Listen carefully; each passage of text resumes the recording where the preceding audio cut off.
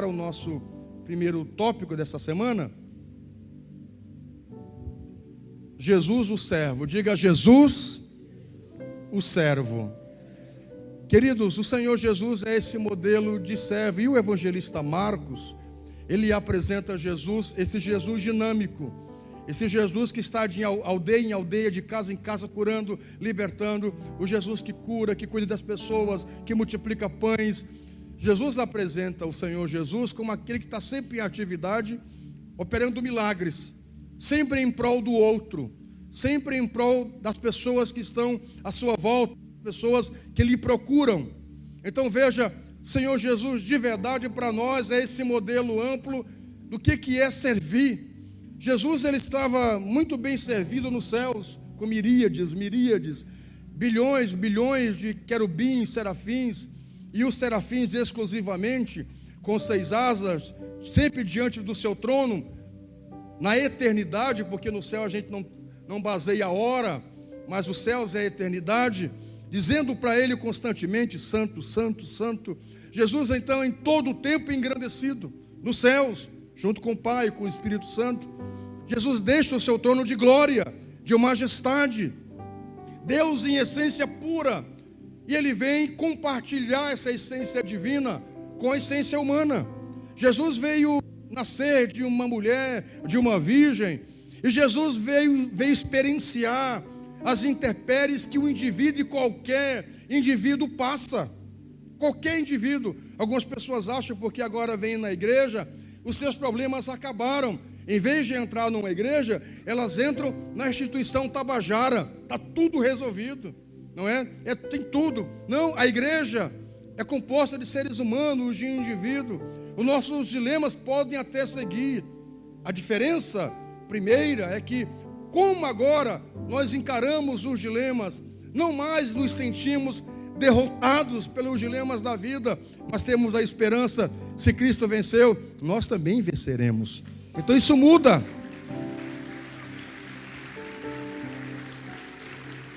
Se você vai aplaudir, vamos aplaudir animado, vamos aplaudir com alegria. Que coisa boa. Então veja, Jesus veio sentir o que você sente como indivíduo, como ser humano. A diferença dele e nós é que, essencialmente, nós temos natureza humana. E Jesus não deixou a sua natureza divina. Por isso ele não peca. Ele é tentado em todo o tempo e ele não peca, porque nele habitava a natureza divina. Mas mesmo com natureza divina, Jesus esteve sujeito a muitas coisas. Jesus chorou quando seu amigo Lázaro, quando ele soube que Lázaro morreu.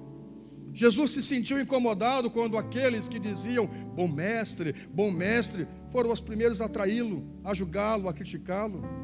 Jesus teve fome, Jesus se cansou. Algumas pessoas acham que líderes, pastores não podem cansar, porque afinal de contas são servos de Deus. Jesus cansou. Jesus chegou ao momento que ele pegou um barco e saiu lá para o meio do mar, do lago, para ficar um pouco sozinho. Não era à toa que Jesus ia para os montes e ficava um pouco sozinho para descansar a sua cabeça, porque como humano ele precisava disso. Jesus sentiu fome, Jesus sentiu cansaço, Jesus sentiu as situações que qualquer indivíduo sente, passa, mas mesmo assim ele se manteve fiel, sendo um modelo do que é servir as pessoas. Ele estava muito bem nos céus, mas ele vem para nós, nos dá o exemplo. Jesus é mestre em trabalhar por modelagem, em trabalhar com modelo. Seres humanos hoje, eles trabalham mais ensinando com o discurso, que é o mais fácil. Os políticos são muito bons nisso, em discursar. Não treme nem o olho. Discursam muito bem. Mas, na prática, a essência de vida é toda atrapalhada, toda enrolada. Jesus, ele é diferente porque ele vai ensinar não só com o discurso, mas com a vida. Como estender o seu olhar para pessoas, para o próximo, para o outro, para o menos favorecido. Ele vai trabalhar a lealdade, a igualdade, o amor, a fé. Ele vai ensinar esses princípios com a própria vida. Ele vai ensinar, inclusive, a não lograr o governo. Ele vai ensinar e vai dizer: dá a César o que é de César. Tem que pagar imposto, tem que pagar taxa. Então vamos pagar. Jesus não se isenta disso. Ele é um modelo para nós com a sua própria vida. Há um momento, e essa ilustração que você vê, se você consegue ver, é Jesus com uma toalha, uma bacia e um cântaro, não é de barro, com água. Jesus vai reunir os discípulos e vai lhes ensinar uma missão de servo. O que é servir? Quem já fez reencontro sabe essa dinâmica muito bem. Jesus vai mostrar para os seus discípulos como deve ser o reino dos céus. No reino dos céus, maior não é aquele que é servido, mas aquele que serve. Os discípulos estão em alguma disputa, cada um querendo se assentar no seu trono, do lado de Jesus, querendo ser o maior. Jesus pega uma criança, traz para o meio e diz: quem não se parecer, quem não se assemelhar a uma criança dessa, não vai entrar no reino dos céus. Jesus vai dizer para os seus discípulos e a multidão que está à sua volta: no meu reino maior é aquele que serve. Eu dizia ontem na confraternização da supervisão aqui do pastor Jefferson e da pastora Ana, de que na igreja, quando nós vamos galgando posições, não é? Eu sou um líder A, agora eu passo para um líder B, sou um líder C, sou um líder de louvor, agora eu já sou ministro de louvor, eu subi, agora eu sou o líder do louvor, agora eu não sou mais o líder do louvor, eu sou o líder da adoração, que envolve mais equipes. Eu sou um assistente pastoral, eu passo a ser um vice, eu passo a ser o líder da assistência. Aí eu vou crescendo. Algumas pessoas acham que essa escada ministerial, ela é ascendente, ela é crescente, ela é para cima. E algumas pessoas acham que quanto mais eu vou subindo posições, mais eu vou ficando bonzão, mais eu preciso ser honrado, ser reconhecido, mais eu preciso de louros, de palmas, mais eu preciso estar na vitrine. E na verdade, no reino de Deus, é diferente. Quanto mais você vai crescendo em termos ministeriais, mais é trabalho, mais é função, mais responsabilidade.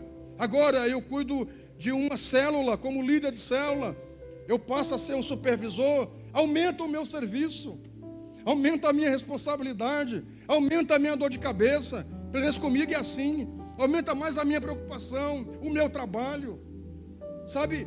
Não é essa coisa, agora eu vou ser mais um. Não, é serviço. É cuidar de pessoas, é atender o próximo, é atender o outro. Se nós entendermos essa dinâmica, que quanto mais Deus nos leva para cima, na verdade nós estamos indo para baixo, mas devemos diminuir. É essa verdade que o profeta João Batista, da qual, primo de Jesus vai referenciar seu primo João Batista e vai dizer para ele, vai dizer dele: nascido de mulher, não há um homem igual a esse. Não tem Davi, segundo o coração de Deus, não tem Moisés, o grande legislador, não tem Samuel, um profeta que não resista qualquer tipo de desvio, um homem extraordinário. Não tem. Jesus vai dizer: nascido de mulher, não tem um homem igual a esse, igual a João Batista. Quais são as características evidentes de João Batista? O reconhecimento do Messias. Ele olha para Jesus e vê ele vindo para ser batizado, e João Batista diz: eu sou apenas uma voz. Eu sou apenas uma voz que clama no deserto. Ali está vindo o Cordeiro de Deus que tira o pecado do mundo.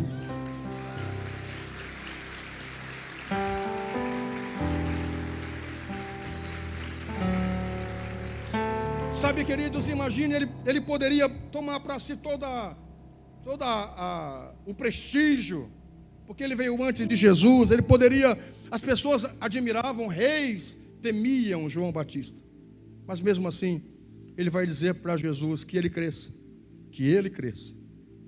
e que eu diminua. Imagine, queridos, nós trabalharmos essa dinâmica de que o outro cresça, que eu diminua. O mundo seria outro mundo.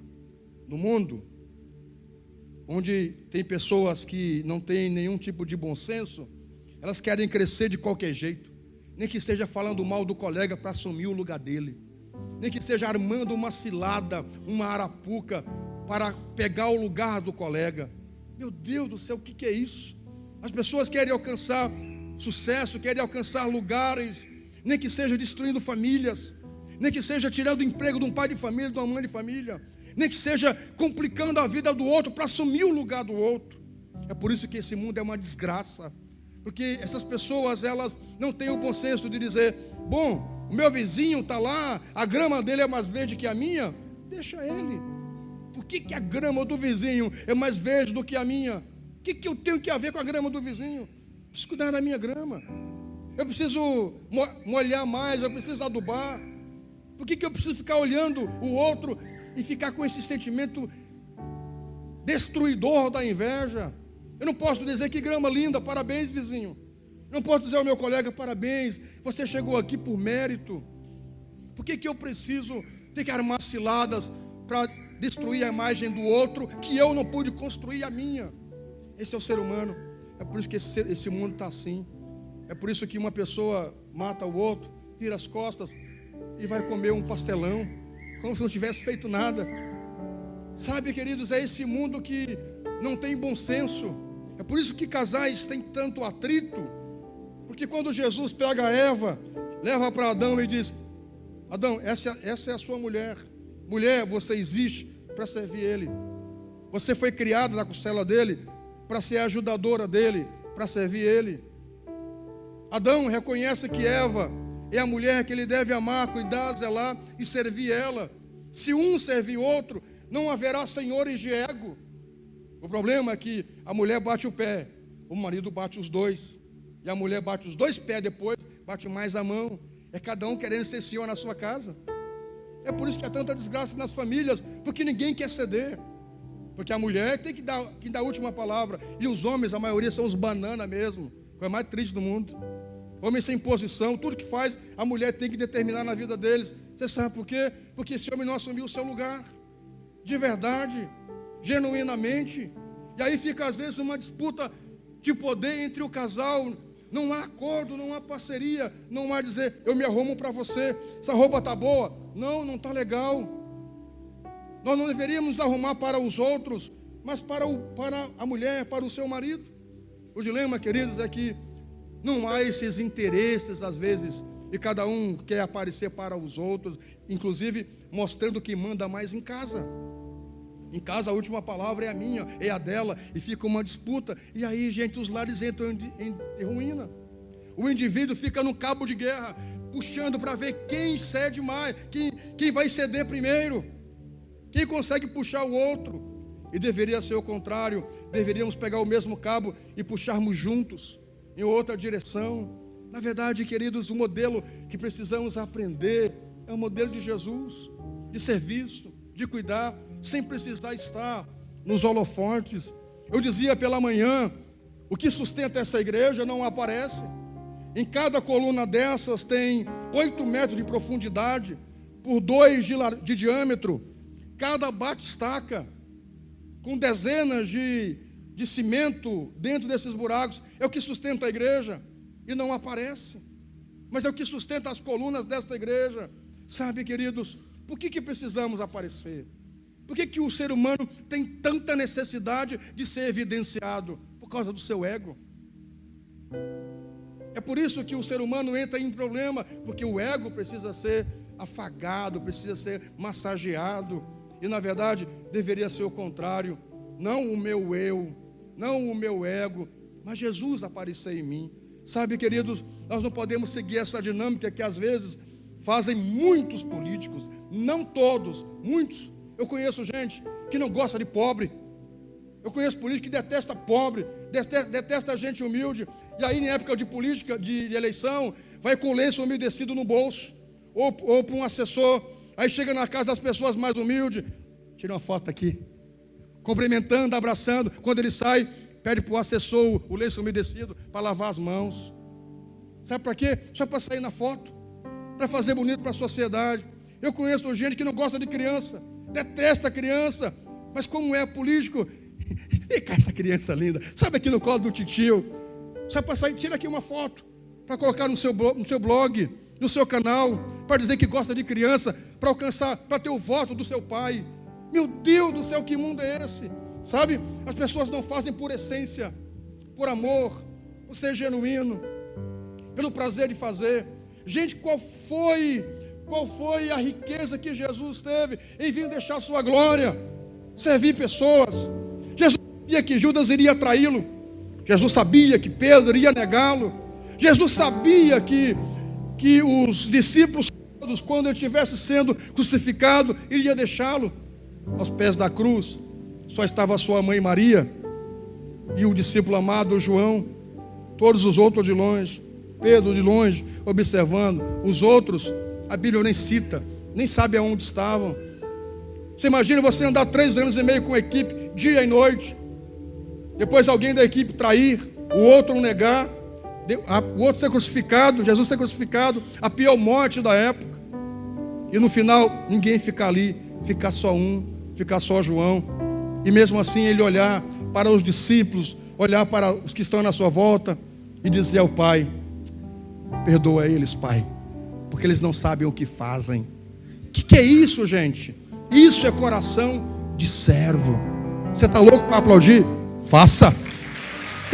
Aleluia! Oh, glória! Mais animado, mais celebrativo. Ao Senhor toda a glória. Veja, Senhor Jesus, nessa referência, ele vai pegar os discípulos e vai pegar uma bacia e vai dizer: eu quero lavar você. Não. Pedro vai dizer: não, Senhor, o Senhor não vai lavar meus pés. Jesus vai dizer: se eu não fizer isso com você, você não tem parte comigo. Jesus não precisava fazer. Por que ele o faz? Para mostrar para os discípulos e para nós como deve ser nossa ação. Para que ele nos chamou? Para servir um ao outro, queridos. Toda a vida de Jesus é pautada na modelagem, não no discurso, como base primeira, mas no exemplo. Jesus, com 8 dias de nascido, ele vai ser consagrado no templo. A gente consagra para dedicar ao Senhor. Mas como é que eu vou dedicar algo ao Senhor que já é o próprio Senhor? Pare para pensar. Jesus é o Cristo. O Cristo quer dizer ungido. Jesus é Jesus. Jesus quer dizer o Salvador. Ele é o Salvador ungido. Eu vou consagrar o Salvador ungido. Ele não precisava ser consagrado, mas ele o faz para mostrar para nós, 2000 anos depois, como nós devemos fazer com os nossos filhos. Consagrá-los ao Senhor, apresentá-los ao Senhor, dedicá-los ao Senhor. É o que fazemos quando consagramos os nossos filhos. Com 30 anos depois, Jesus vai ser batizado. A gente se batiza quando nos arrependemos do nosso pecado. Foi o que os irmãos fizeram agora há pouco. Eu os dava a instrução, 18h30, e diziam para eles que eles reconheceram que eram pecadores e que estavam dispostos a seguir Jesus, abandonando toda a vida do passado. Que passado Jesus tinha? Que passado Jesus tinha? Que pecado Jesus tinha? Nenhum. Mas por que Jesus se batiza? Para mostrar para mim, para você, como devemos fazer depois, nos batizar. Por que Jesus vai lá e morre na cruz? Para dizer para nós que nós temos uma missão, que, se possível, nós precisamos dar a nossa vida por ela, pegar no arado e não olhar atrás. Hoje tem pessoas em alguma parte desse mundo morrendo por amor a Jesus, porque entregou a vida a Jesus, preferiu morrer e não negar Jesus. O Brasil, a gente tem essa liberdade religiosa, mas tem países que não, e pessoas morrem todos os dias por causa da sua fé. É isso que Jesus nos ensina no Calvário: irmos até o fim, não negarmos o Senhor. Jesus, meus amados, é um modelo para nós, como deve ser o servo. Não precisa ser arrogante, não precisa pisar em ninguém. Na verdade, o nosso coração deve ser amoroso, cuidando uns dos outros, sabe? Zelando uns pelos outros, pelo bem-estar da vida do próximo. Se nós direcionar o nosso olhar para o outro, alguém vai direcionar o seu olhar para nós. Nós temos que parar de orar mais por nós, sabe? Por nós. Nós precisamos parar de vir para a igreja só para pedir por nós, por nós, por nós. E é por isso que às vezes por nós não acontece nada. Vamos começar a pedir um pouco pelos outros. De alguma forma, o mundo, Deus, quem você imaginar, forças espirituais, elas vão conspirar ao teu favor. É impossível alguém estender o olhar para o outro e de alguma maneira um outro estender o olhar para nós. Isso é a lei da colheita e da semeadura. Quando você cuida de alguém, é certo que alguém vai cuidar de você. Eu quero pedir a essa igreja amada, que é tão serva, essa igreja tem um coração servil, um coração de cuidar de outros. Nós temos o Semepan, que sai na madrugada levando sopão, levando comida. Os irmãos que vão lá no PA durante o dia. Tem pessoas que ficam lá o dia inteiro sem tomar uma xícara de café. Chegam lá, ficam lá desmaiando, esperando um tratamento, esperando um atendimento. Nosso pessoal vai lá, não só leva a Bíblia e diz: oh, Jesus ama você, seu pecador. Não, nós chegamos com amor, dizemos: está aqui um café para você, está aqui um lanche para você. Essas ações, elas demonstram o amor de Deus em nós. Eu não preciso nem dizer: Jesus é isso e aquilo. Quando nós demonstramos através da nossa vida o amor, a bondade, a misericórdia, Jesus aparece em nós. Jesus vai dizer aos discípulos: vocês conhecem o Pai? Como é que nós conhecemos o Pai? Nós nunca vimos o Pai. Vão dizer os discípulos. Aí Jesus diz a eles: vocês me conhecem. Quando vocês me veem, vocês veem ao Pai. Quando eu olho para um cristão amoroso, piedoso, compassivo, misericordioso, é impossível não ver Jesus na vida dele. Aleluia. Oh, aleluia. Oh, Rabachandaramaia. Oh, Rabacandarabachandaramaia. Oh, que coisa boa. É impossível a gente olhar uma pessoa que tem um coração compassivo, que estende o olhar para o próximo, não ver Jesus na vida dessa pessoa. Impossível. Nós não precisamos muita coisa para ver Jesus na vida do outro. É só desenvolver o coração de servo, servir, cuidar uns dos outros. Essa igreja faz muito isso. Não é à toa que a gente luta, queridos, mês a mês. O que estamos fazendo hoje? Vendendo o convite para o galeto, fazendo rifa, fazendo coisa para ajudar o projeto. Inclusive vai ter hoje um galeto, não é? Para os irmãos levarem. Quem já comprou o seu convite do galeto? Queridos, quem não comprou ainda, tem para vender ainda? Hã? Falta 14. Só tem 14. Queridos, quanto que é o valor? 15 reais. 15 reais. Arroz, salada e galeto. É isso? Meu Deus do céu, vamos ter certeza que é isso mesmo? Eu só vou levar o meu por causa da farofa. Quem quer levar o meu galeto? Não, estou brincando, nem tanto. Viu, meus irmãos? Está ali, ó, só tem 14. Se você quiser comprar um galeto para ajudar o projeto, levar para casa a janta, pegue. A gente faz essas coisas porque mês a mês para nós é um desafio. Manter o projeto, manter a equipe. Mas por que a gente mantém o projeto? Porque a gente entende que essa é uma forma de servir a comunidade.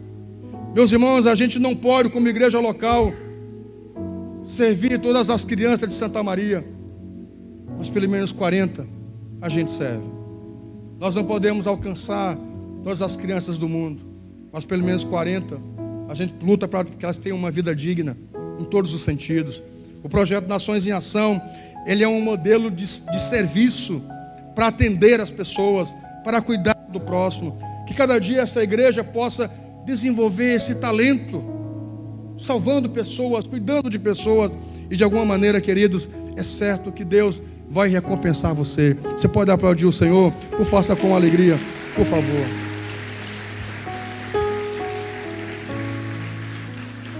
Eu quero convidá-la para o próximo texto, Filipenses capítulo 2, versículo 5 ao versículo 10.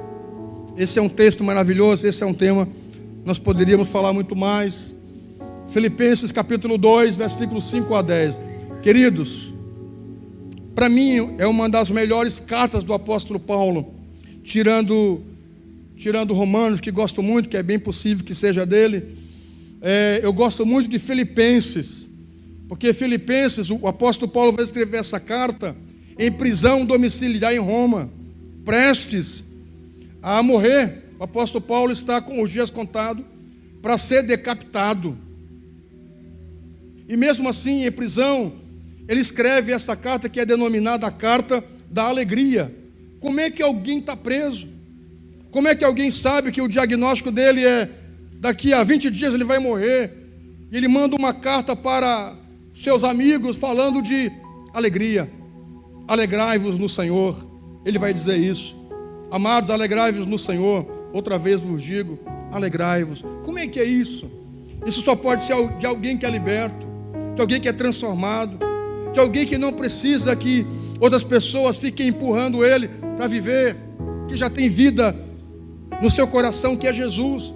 Amados, nós não podemos ter vida com base nas coisas, com base nos outros, porque coisas e outros se vão, em algum momento da vida se vão. Jesus é o único que permanece para sempre.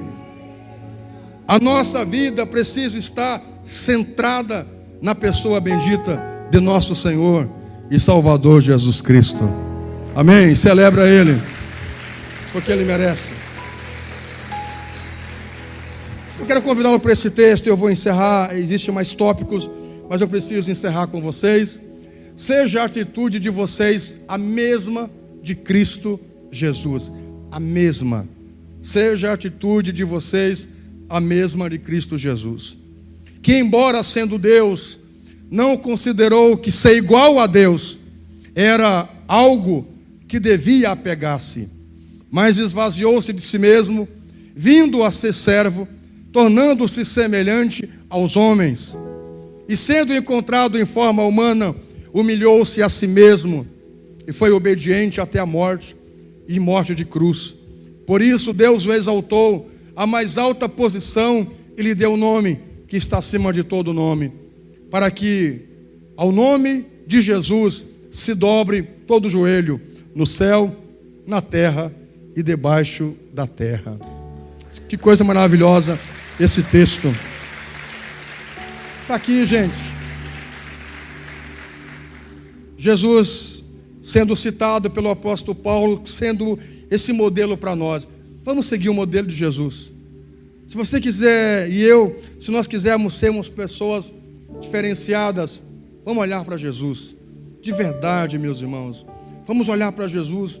E quando olharmos para Jesus, de alguma maneira, nós vamos olhar para as pessoas à nossa volta. Esses sentimentos de vaidade, de disputa, de ego, eles irão ser dissipados. Porque Jesus vai reinar em nós.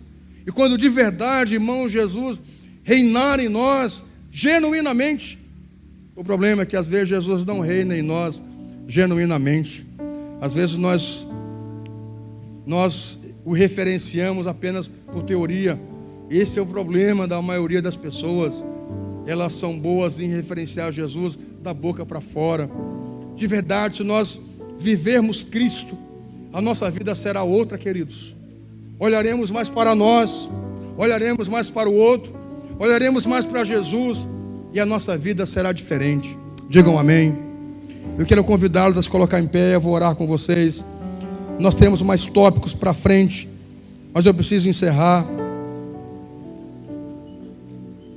Como é que chama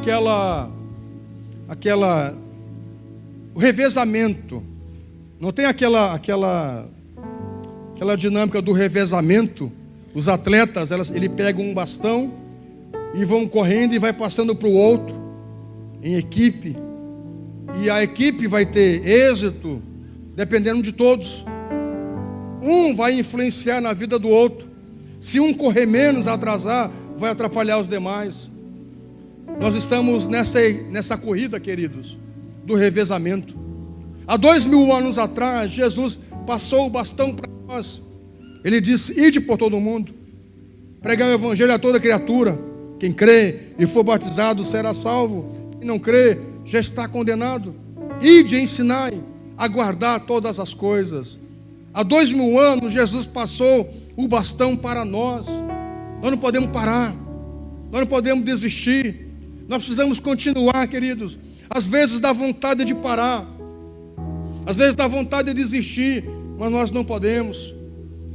Esses dias eu estava fazendo uma análise de quantas pessoas nós já ajudamos na igreja, de quantas famílias nós já ajudamos, não só num aspecto espiritual, de transformação, de palavra, de pastoreio, de acolhimento, mas também assim, de construir casas. Já teve irmãos aqui de perder toda a casa e nós íamos lá e construir. A casa queimou, pegou fogo, nós íamos lá e construir. Meu sogro, que não é batizado ainda, já ajudou a reformar casa de irmão que estava caindo nos pedaços. E nós fomos lá, juntamos o dízimo da igreja, juntamos oferta. E algumas pessoas ficam perguntando, para que o dízimo da igreja, né? Para onde vai o dinheiro? Está aí um exemplo. Meu sogro ajudou a reformar casas de irmãos que estavam lá pegando fogo. Teve uma casa do irmão que pegou fogo literalmente, queimou tudo. Fomos lá e ajudamos. Teve uma casa de uma pessoa que nós construímos toda a casa. A pessoa era da rua. A pessoa estava lá na época no albergue, hoje é casa de passagem, né? Ou na rua. Aí o pessoal de Semepan, fomos lá, acolhemos, construímos a casa. Quando levamos a pessoa lá para casa, que demos a chave da casa, ele entrou na casa, ele olhou para a casa, entrou e disse: essa casa não me serve. Eu digo, mas não acredito uma coisa dessa. O homem não tinha casa. Aí às vezes eu fico pensando, né? Por que não tinha casa?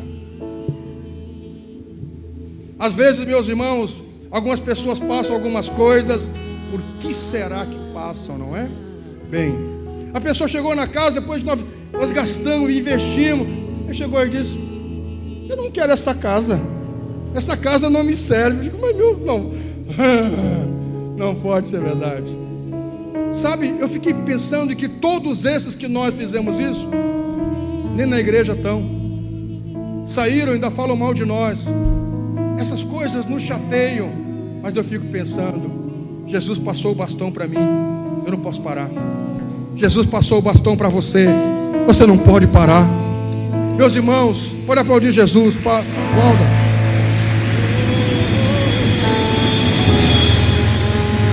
Olhe, nós não podemos deixar de fazer o bem por causa dos maus. Nós não podemos deixar de estender a mão por causa dos ingratos. Porque senão o que vai virar esse mundo? Só ingratos, só pessoas maus. Os bons têm que resistir. Você não pode parar de continuar com um bom coração. Embora algumas pessoas lhe lograram, algumas pessoas lhe viraram as costas, nunca mais quer saber de você. Você não pode parar de fazer o bem. Você deu um pão para alguém e a pessoa pegou o pão e jogou no lixo. Aí você diz: nunca mais vou dar pão para ninguém. Não faça isso. Nós vamos continuar dando pão. Nós não vamos deixar de fazer coisas boas por causa dos maus. Jesus passou o bastão para nós. Nós temos que seguir com esse bastão de ser servos. O bastão que Ele passou para nós foi o bastão de servir ao próximo, de servir ao outro, de ganhar o outro para Ele. E nós vamos seguir até Jesus voltar. Você crê assim? Celebre a Jesus com alegria, porque Ele merece.